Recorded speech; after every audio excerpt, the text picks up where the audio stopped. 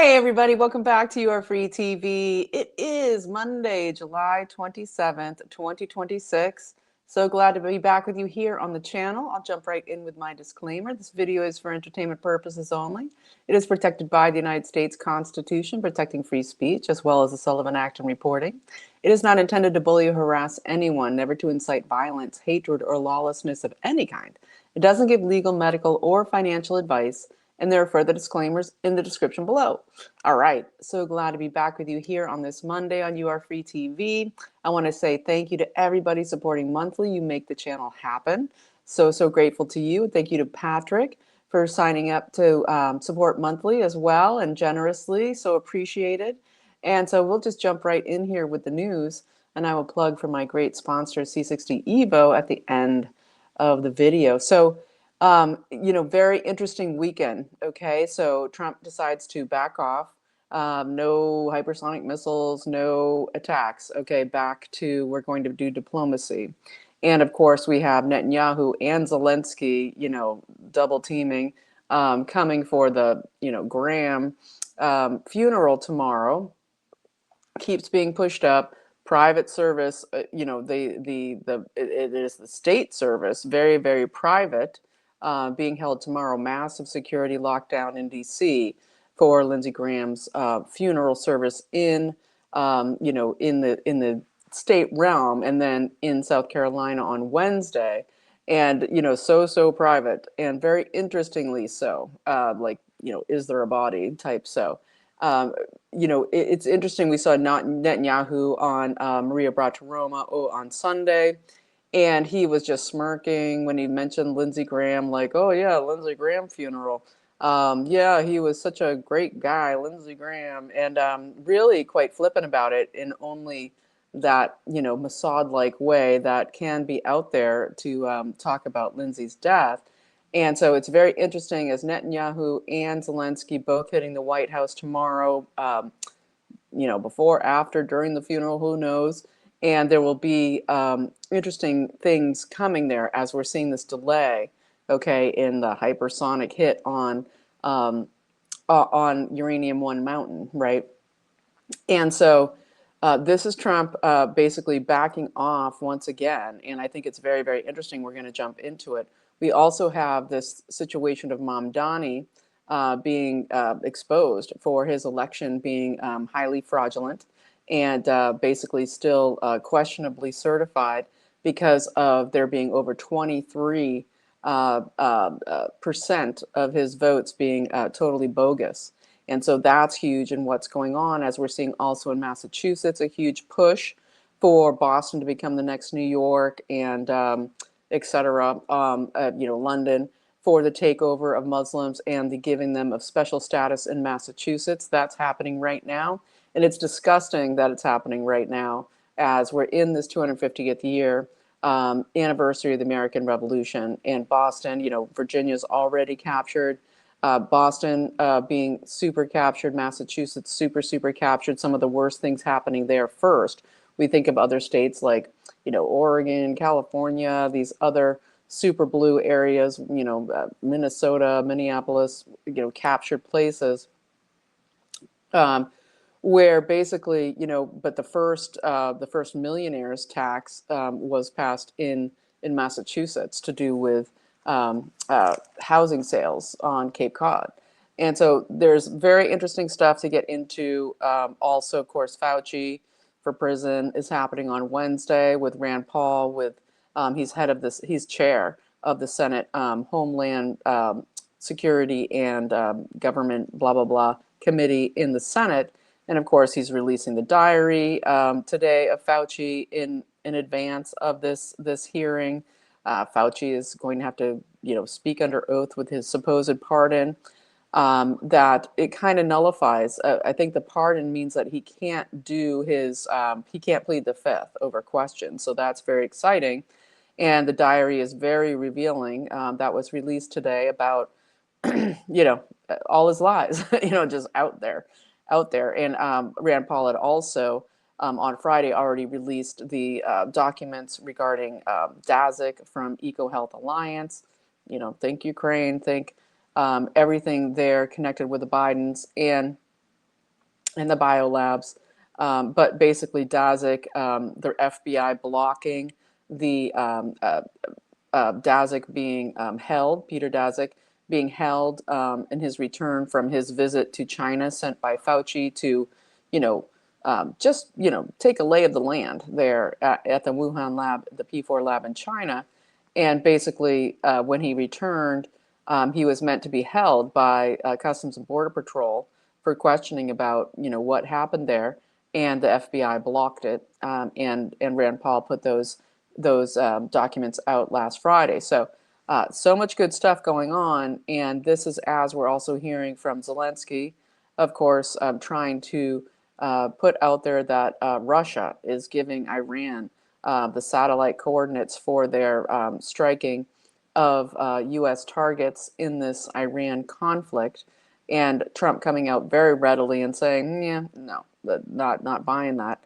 As we also had yesterday the Ukrainian attack on an Iranian ship in the Caspian Sea, done under Israel's command to do so. Israel commanding Ukraine, so Israel North, Ukraine, to have Zelensky's drone attack on this vessel, claiming that there was drones from Iran going to Russia.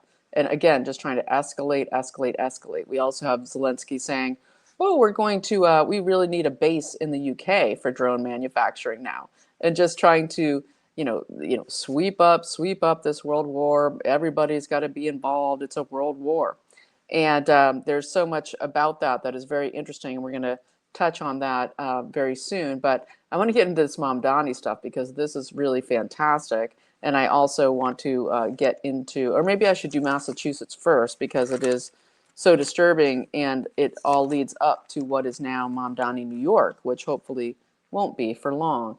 But we're at this war, Mamdani, New York, the capture. I think I might just mention this now, but we're in this place where Trump's kind of teetering on this Abraham Lincoln moment of this executive powers situation that he's going to have to do around the elections for the 2026 midterm.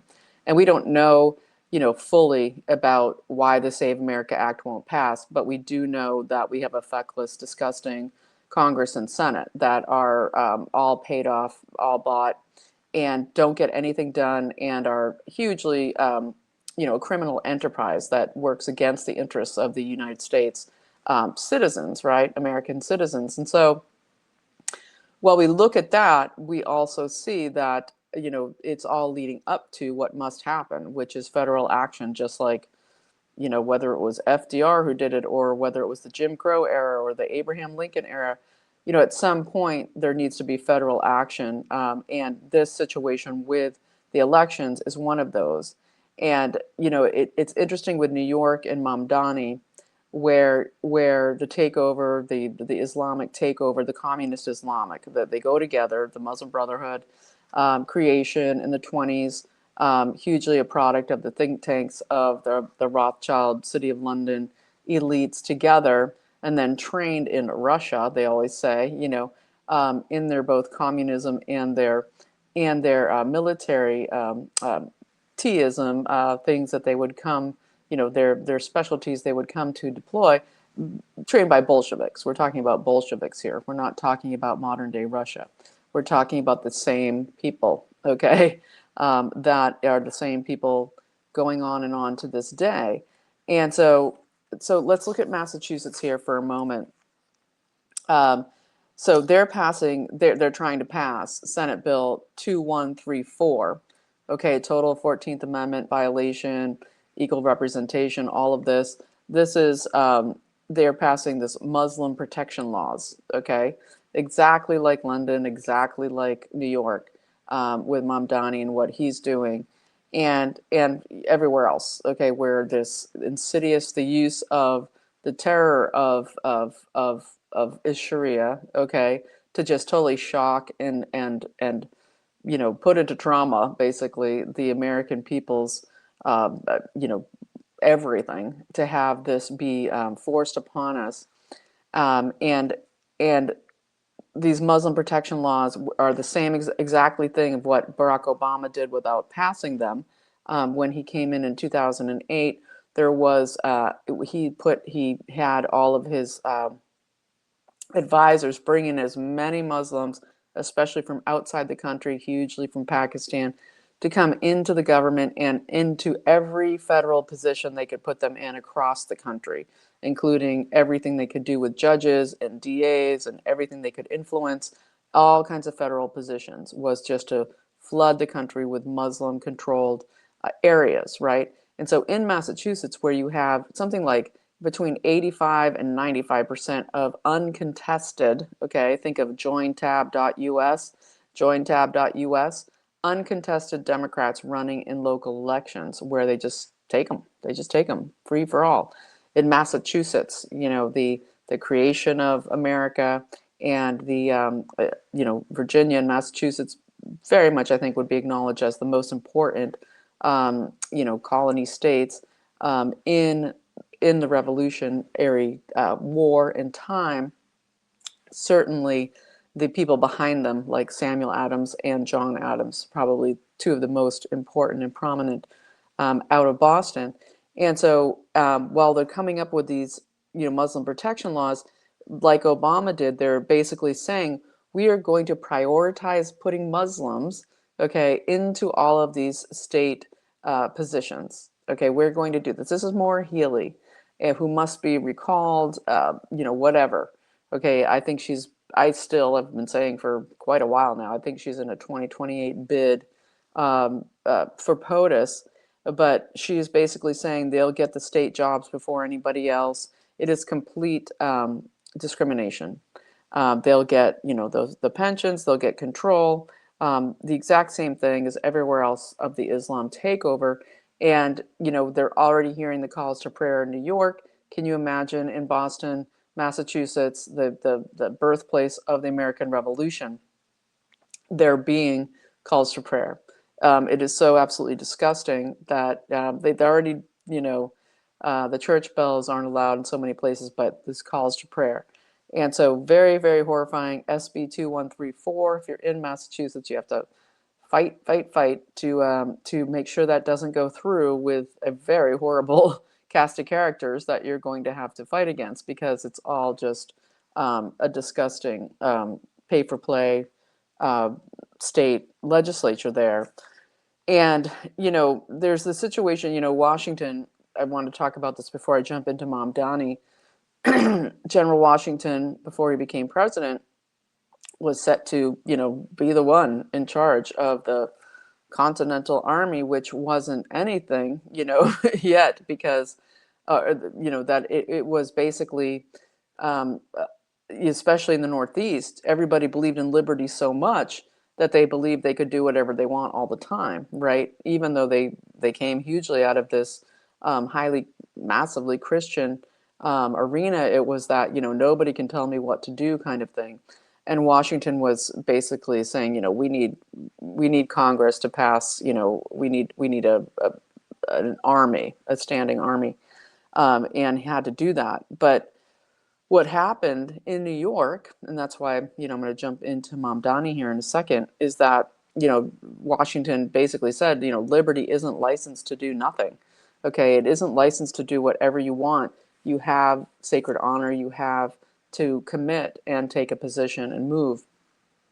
And there was a time in the Revolutionary War in 1776, this is after the passing of the Declaration of Independence and all of this, after Bunker Hill, all of this, where you saw huge, defeat, really, of the U.S. forces in New York, right? And you had the 400 ships of the Royal Army coming, and you had, General Howe, who came here unwillingly, sent by King George himself, to go against the Americans.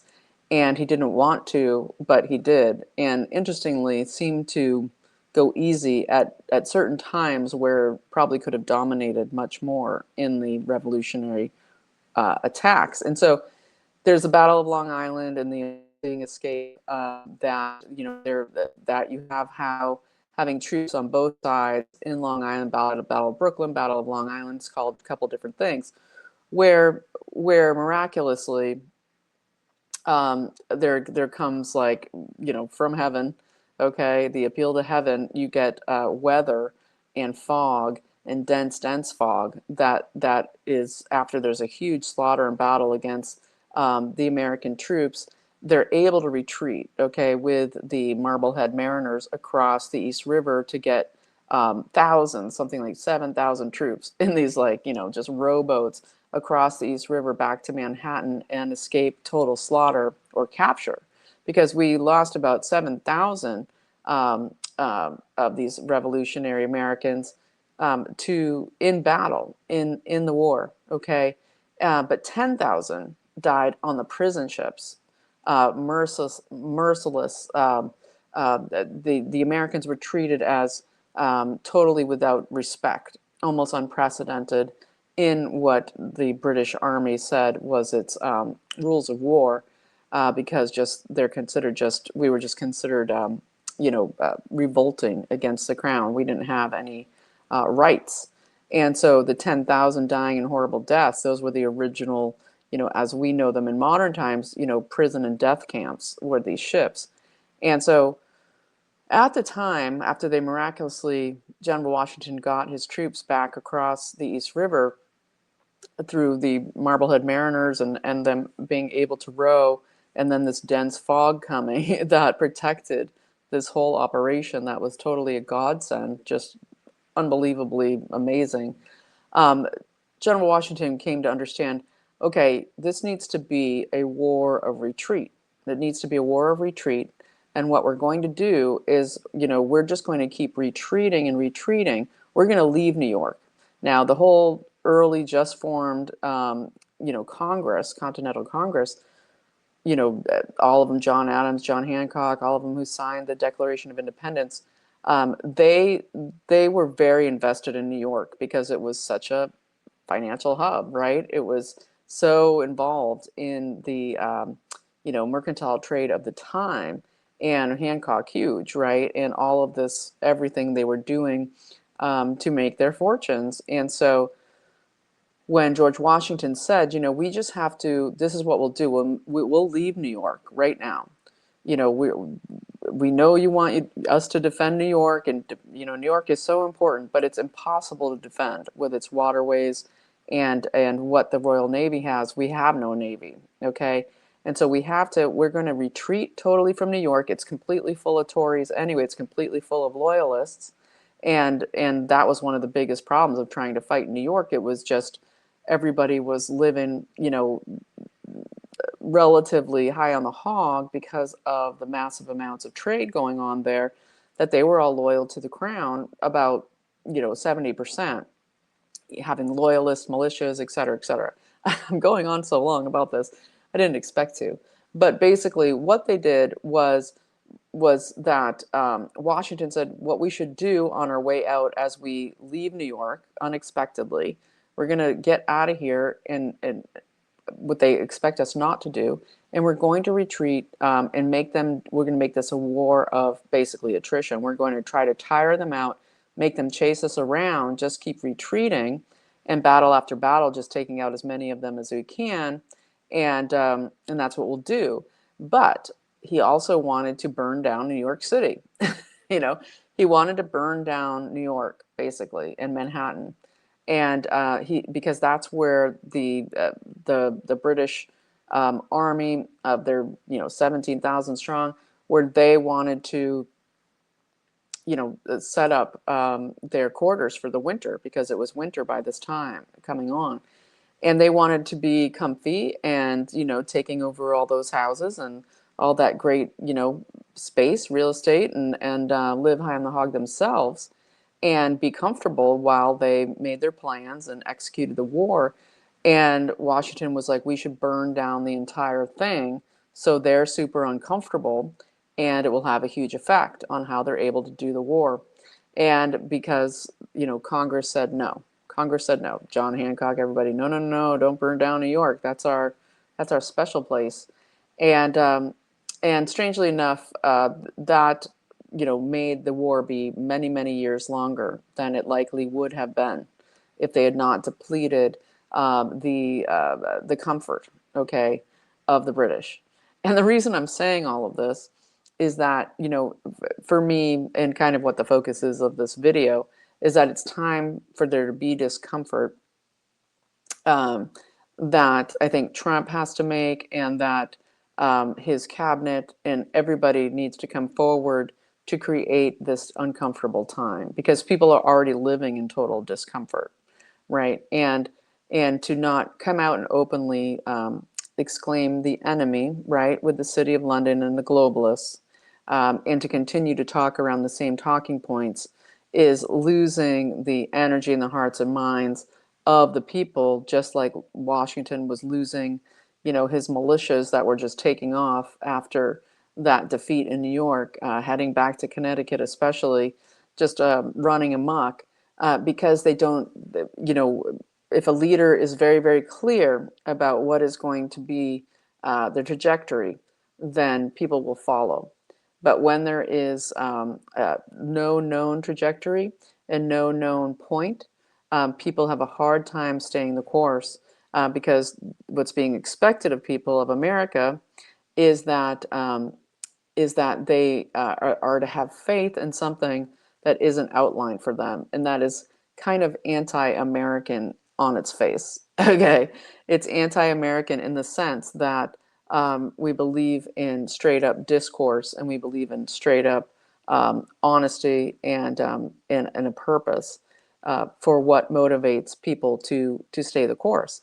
And so that's why I told that story of just, can we cut a few years of this misery off by there being hardship, the burning down of some things now, and that will be hopefully with executive power options being brought on the table, being told, being declared, and move forward while there's still time, while there's months, not when there's just 6 weeks before the election, but that there is time for people to um, uh, uh, uh, take their stand, to take their position, okay, in believing that, oh, there is strength here, there is power here that is going to actually be the force that I can get behind.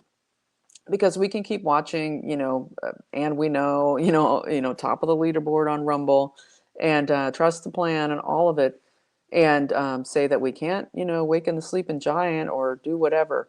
But deals only go so far, and there's a time where there has to be the unifying force that is actually a declaration of war that goes beyond the deal making realm. Okay, while people are suffering and wondering, and we're losing faith. And I'm not talking about myself. I'm not actually.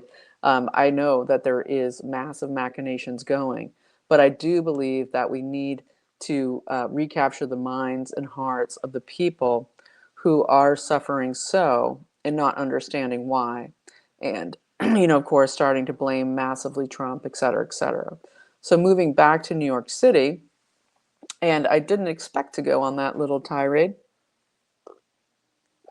at all in this video. So it's kind of a commentary type deal. But I wanted to go, I think, to the Mamdani news. And thanks to Naomi Wolf putting this out, great. And the wonderful Marley Hornick out of New York, where from her realamericanvote.com, we've got or .org, we've got this incredible situation where it's becoming clear that something like 7%, okay, of the votes in the Mamdani race for mayor were non-existent as far as the voters. They don't exist. They're not real people.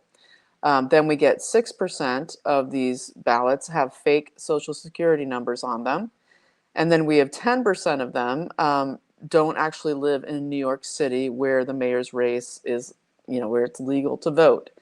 So that comes to 23% of the voters, where that is way over the margin of victory that Mamdani got in the election.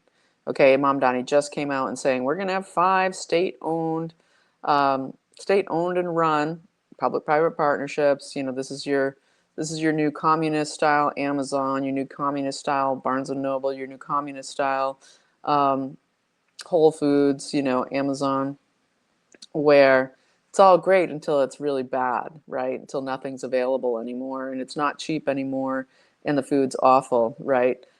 Just can you imagine? Yikes! You know, it's going to be great. These 5 stores, these city-run supermarkets. It's going to be so good, the best out there, because he's going to say, he says, the 5 categories of food. It's dairy, it's fish, it's meat, it's all this stuff. You're going to be able to get it 30% less than market value. Huh? Why? You know, in America, 30% less price fixing of market value. You're going to be able to get all these, your most important foods out of these 5 markets, you know, state owned and run, communist style. And it's going to be great, you know, for a couple months, right? Till it's not great anymore. And imagine what's in that food, just like when you got, you know, just try to go into Whole Foods, you know, um, and see what you know it's discussed. You know, it's you can go to Walmart and get the same food, and it's all gross and getting worse by the day. And so this is great news about what's coming about the New York elections, and especially with Mamdani. I think it's really amazing. Everything about Xeroxed ballots, huge amounts of Xeroxed ballots being mixed in with real ballots. I think on the website even you were able to download like, you know, a ballot and print it out. I mean, it was so bad. It's calling into question the DSA candidates that just got rolled out. The DSA now in the City University of New York, DSA professor saying, we want to, you know, we want to get with Weingard and all the teachers unions. We want to celebrate our communist grandfathers, right? Our communist grandfathers. We want to teach about Marx and Lenin and Trotsky. We want to get that into our small children's heads, just like in the 70s and whatever, they were putting everything about the Holocaust and slavery and drilling that down into the heads of, you know, my generation, where, you know, trying to raise up these social justice, you know, people, and to ignite all of this that came later. Now they want to get them younger. College is not, you know, young enough. High school's not young enough. We want to get the grade schoolers, is what they're saying, out of New York. So this can't come too soon, to have this situation where they are now finding out that you know, what they call the election ballot counting cage is completely bogus. They had printers in them. Um, Election certifications still are not signed. The primaries are totally bogus and not being reported about realistically at all.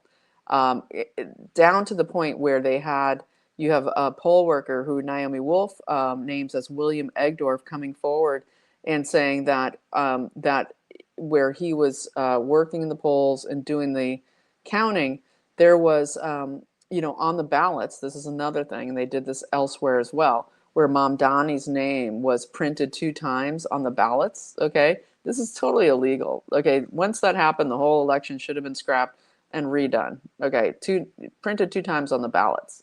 And so people would check his name twice because they really wanted him to win. And so they would check the ballot twice. And then what we got was those ballots being counted twice, right? And run through the machines when they should have been absolutely rejected for having the same person voted for twice on the same ballot. So this is what we're dealing with. What's what we're dealing with state, you know, countrywide, and it's coming through. You know, it's everywhere. We've been talking about it for 6 years. And so, you know, this executive order, this Executive Powers Act to, you know, an election emergency can't come too soon. And while we know it's coming, we could use, you know, we could use some infrastructure here to get people on board for action, because there's no action that's getting anywhere in our bogus, taken over judiciary, our DOJ, all of it, that the Leviathan is so huge that without some intervention on the executive level, we can't stop this before the 2026 elections. And it's very, very important that we do. Um, you can't say it enough, right? You had Mamdani's father was installed at Columbia by Obama's real father, the CIA father, right? And then you get the bogus degree of Obama from Columbia. It just goes on and on and on, right? And so, um, interestingly, I had so much I was going to say today, but I think on today, I'm just going to leave it at that.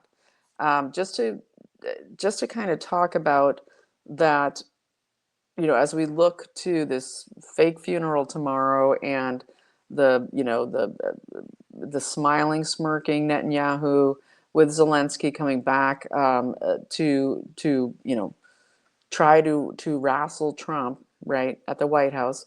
And we know that behind that he has his plan that is working here to wrestle them, right, and to stop the World War III, right, that we're dealing with.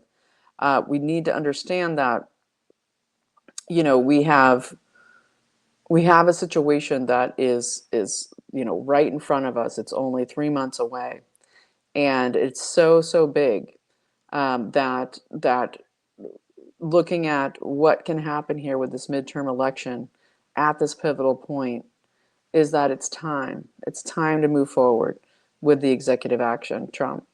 And I don't usually give like big, big to do opinions outside of just this is what the facts say and doy.